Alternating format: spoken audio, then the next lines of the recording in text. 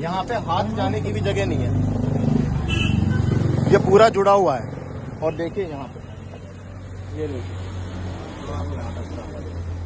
हमने इंजन और कैबिन के बीच में थोड़ा गैप इसलिए रखा है कि वो इंजन की गर्मी सीधा कैबिन में ना घुसे। और ये चमकीले कलर की शीट देख रहे हो, ये शीट भी आपका हीट को जो है प्रिवेंट करने के लिए है, हीटिंग शीट जो हीट को रोक रही है अंदर आने से। अब यहाँ पे आप देखेंगे साहब, वो पूरा आपस में जुड़ा हुआ है, तो पूरा हीट सीधा अंदर आता है। ठीक है, ये अब एक और चीज यहीं पे देख लेते हैं। आप ये शीशा देख रहे हो, ऊपर से घुमा हुआ है ये ऐसे, वहां पे ये शीशा सीधा है।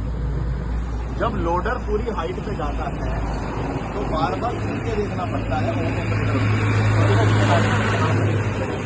हमने ऊपर से घुमा दिया है जिससे कि सीट पे बैठे हुए पूरे लोडर की हाइट ऑपरेटर को दिख सके ध्यान से।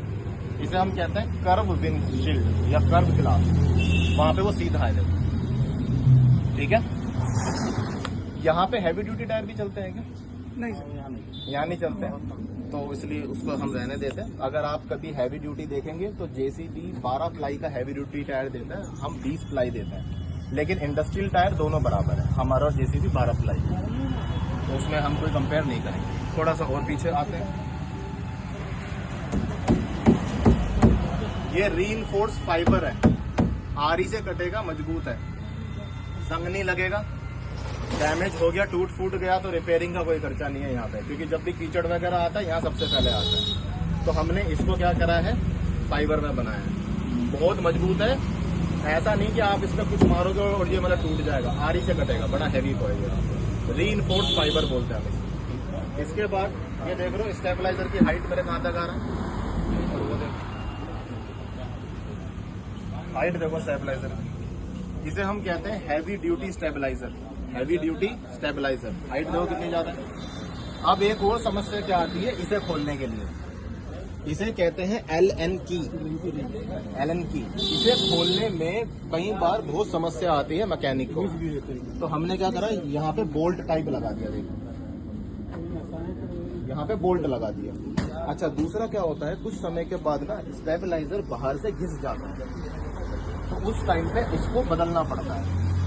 क्योंकि अगर आप ध्यान से देखोगे तो जेसीबी का अंदर से सीधा है, बाहर से घुमा हुआ है, और हमारा चारों तरफ से एक जैसा है। आप इसे घुमा के भी इस्तेमाल कर सकते हैं स्टेबलाइजर। अगर ये एक साइड से घिस जाता है तो इसे घुमाकर इस्तेमाल किया जा सकता है, इसको नहीं किया जाता।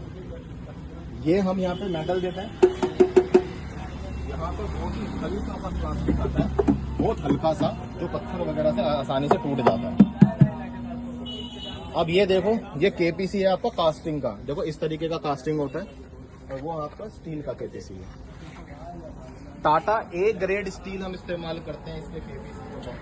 टाटा का ए ग्रेड जो अपने आप में बहुत मजबूत माना जाता है, और वहाँ पे क्या है, कास्टिंग। अब ये देखो, ये वाला पाइप जो है ना बैको में, ये पाइप जो है होज का, ये सबसे ज्यादा टूटने की शिकायत आती है। अब जेसीबी ने क्या किया, इतना सा सपोर्ट दिया है और ये सबसे ज्यादा टूटता है। हमने क्या करा है, वहाँ पे देखो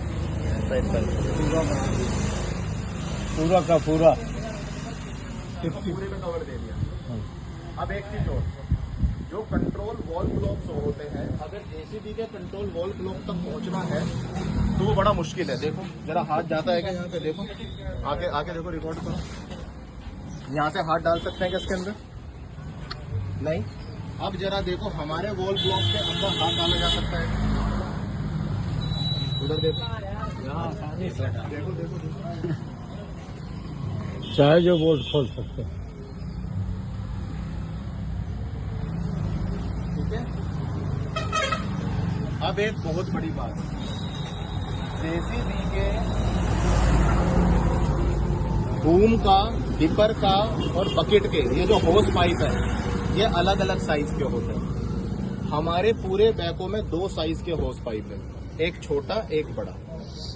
आपका छोटे वाला अगर फटा है, वो कहीं का भी हो, आप छोटा चेंज कर दो, बड़े वाला कहीं पे भी फटा है, बड़े वाला चेंज कर दो। मतलब आपको जाके परेशान नहीं होना पड़ेगा। अगर कस्टमर 3 छोटे 3 बड़े अपने पास स्पेयर में भी रख लेना होस पाइप, उसका ब्रेक डाउन नहीं होगा बैको से, क्योंकि सबका हमने 2 ही साइज बनाया, एक छोटा होस पाइप एक बड़ा होस पाइप।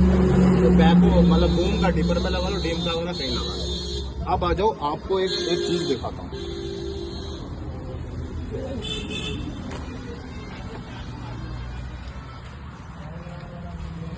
कस्टमर कहाँ है साहब वो हमारे? मतलब उनका जेसीबी है पहले की? हाँ सब जेसीबी वाले। एक बार बुलाना है। बल्लू भाई आप बुला 2 मिनट आपको कोड